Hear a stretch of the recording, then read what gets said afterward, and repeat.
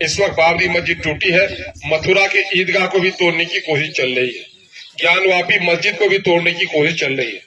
अगर आपने बीजेपी को वोट दिया तो गोया हथौड़ा उनके हाथ में दिया कि लो मथुरा का ईदगाह भी तोड़ दो।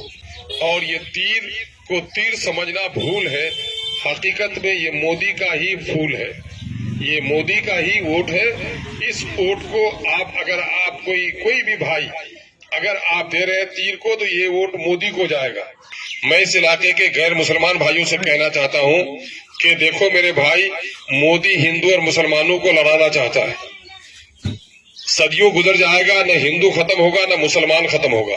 हिंदू और मुसलमानों की मोहब्बत खत्म हो गई तो इस देश की अजमत और इस देश का बड़प्पन खत्म हो जाएगा।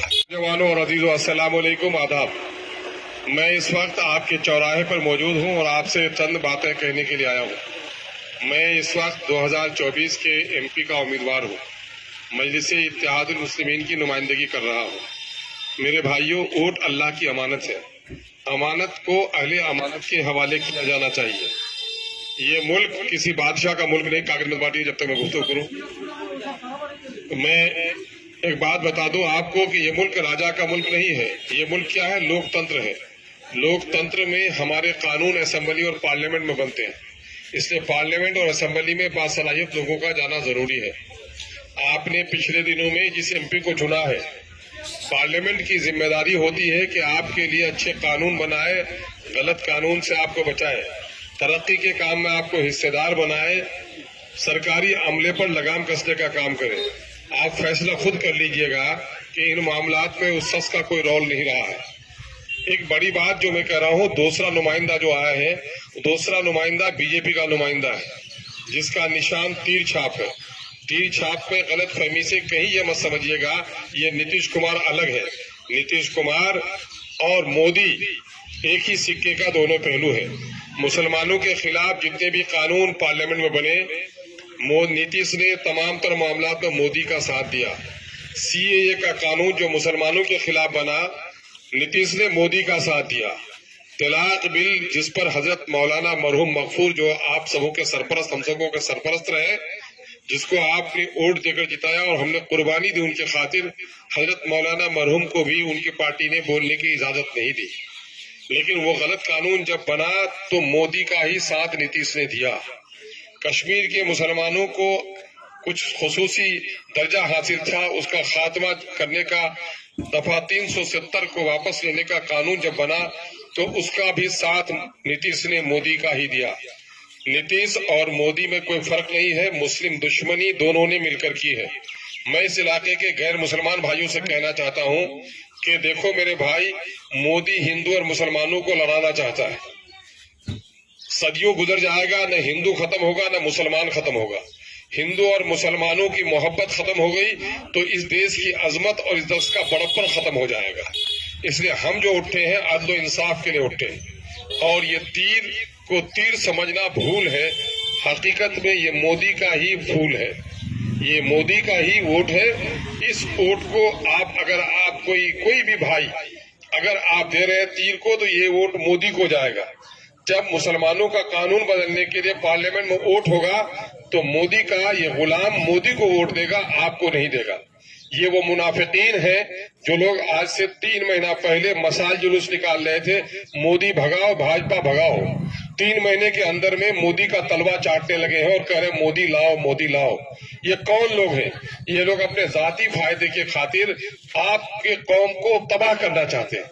मेरे भाई, बाप का कत्ल हुआ, 5 साल गुजर गए, गम भूल गए, लेकिन बाप का कातिल जब बस्ती में आता है तो बाप के कत्ल होने का गम लौट कर आता है।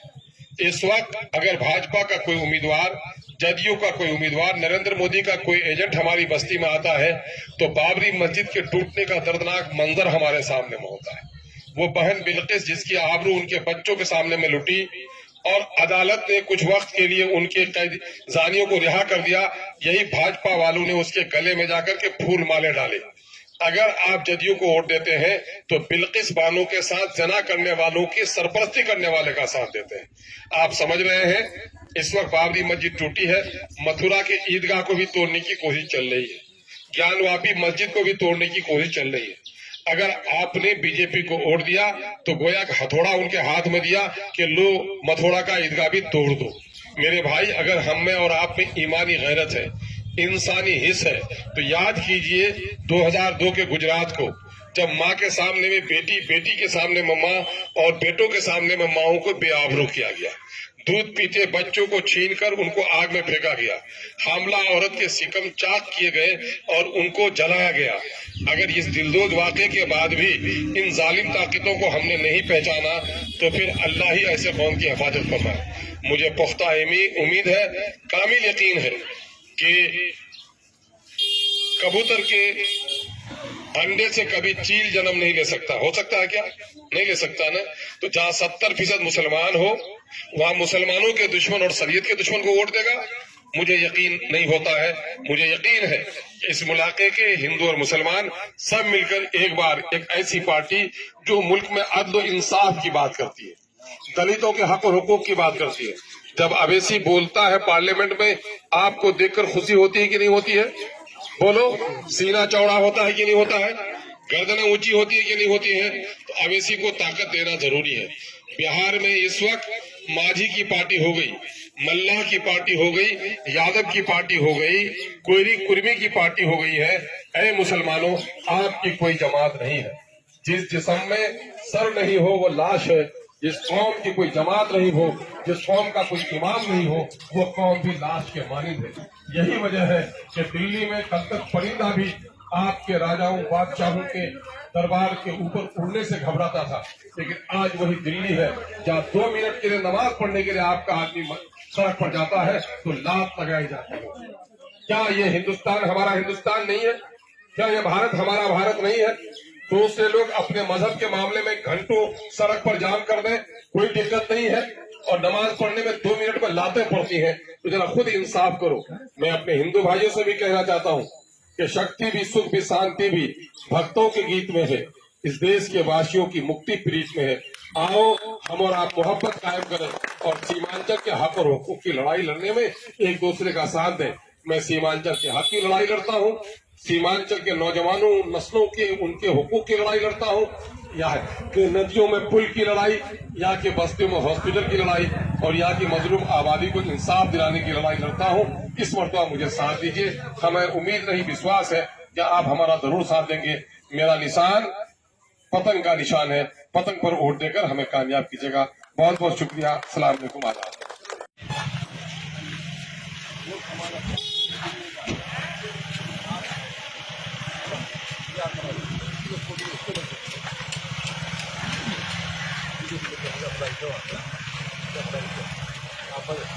काफी लोग बैठे, कम याद है।